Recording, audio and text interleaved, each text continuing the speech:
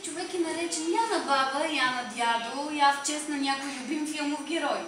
Още това си е неговото собствено име, а изведнъж някакво друго име штръква и се намества. Тоест избутва истинското име и се настанява на мястото му така, че всички да те наричат с него. Например, един Гошко се превърнал в Свирчо. Така му викат всички. А чипоносото Анче се преименува в Буба. Мургавият Лоренцо пък стана Цуцко. И така цял живот. Как е възможно това? И за двамата, дядо и внук, майсторението в работилността беше върховна радост. Хората, които се обичат, си приличат. И игрите им си приличат. Нали споменах, че вратата не се затваря? Споменах ли? Да. Един ден оттам се чу следният разговор. Кирчо: дядо, ти правиш какво?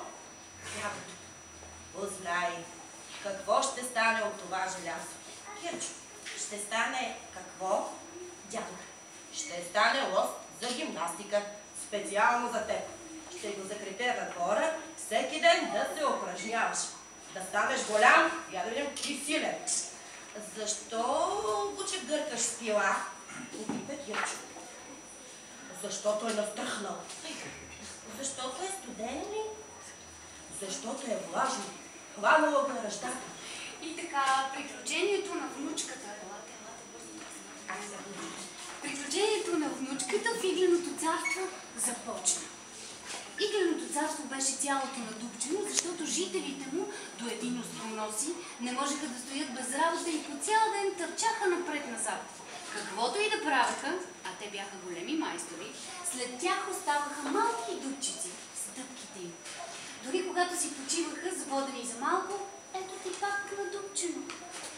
Знаеш ли, по какво си приличат всички местни жители? Попита можичка принц Тео, докато вървяха по тънката като конец пътека. Още преди да е чула от него по какво, можичка отговори: оле-ле!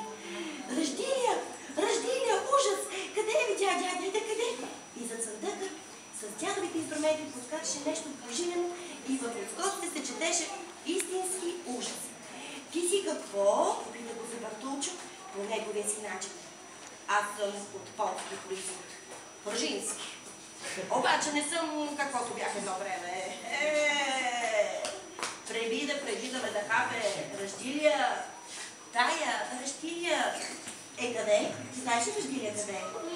Къде е? Се интересува се за Бартулчо, трийки сапвания си пръст в панталона.